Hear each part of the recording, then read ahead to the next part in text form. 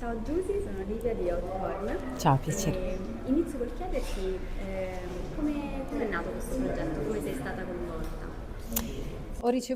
Sono stata coinvolta a questo progetto ricevendo una bellissima telefonata che desideravo da tempo, i sogni, per cui sogno nel cassetto, e Fabrizio Maria Cortese mi ha chiamato lui di persona parlandomi di questo film e se fossi intenzionata appunto a realizzare un brano per il film.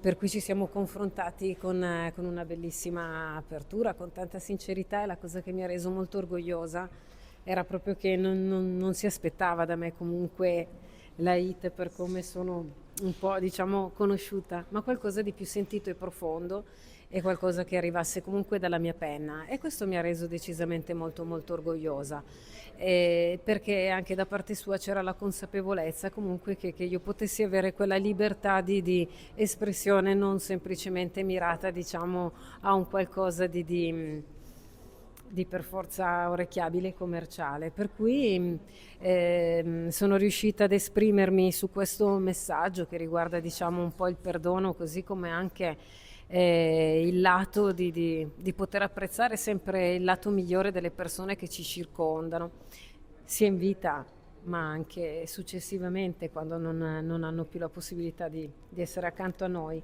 per svariati motivi, non solo per la morte, ma mi ha fatto sentire decisamente molto libera, a tal punto che immedesimarmi nel personaggio di Maria Grazia Cucinotta, per cui Nicola, mi ha fatto ritrovare, diciamo, la Giusy giovane, per cui dove ero molto più orgogliosa, meno vicina all'idea del perdono. E invece devo dire che con l'età questa cosa si è ammorbidita molto e mi ha fatto anche riflettere tantissimo su quanto poi alla fine alle volte quelle personalità che si scontrano verso di noi sono anche quelle che ci fanno riflettere e maturare alle volte. Magari siamo tanto abituati a sentirci dire quello che vogliamo sentirci dire, no?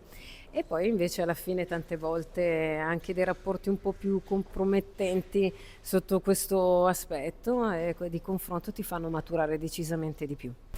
Senti, invece parlando dei tuoi gusti da spettatrice e anche da musicista, secondo te qual è la colonna sonora o la canzone più bella mai stata scritta per il cinema?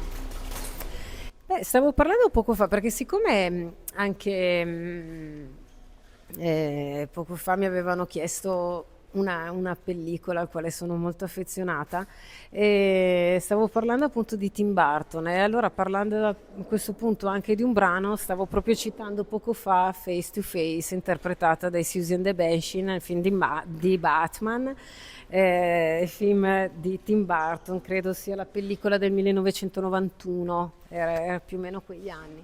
Molto molto bella, sì. Ti vedremo a scrivere altre canzoni per il cinema prossimamente?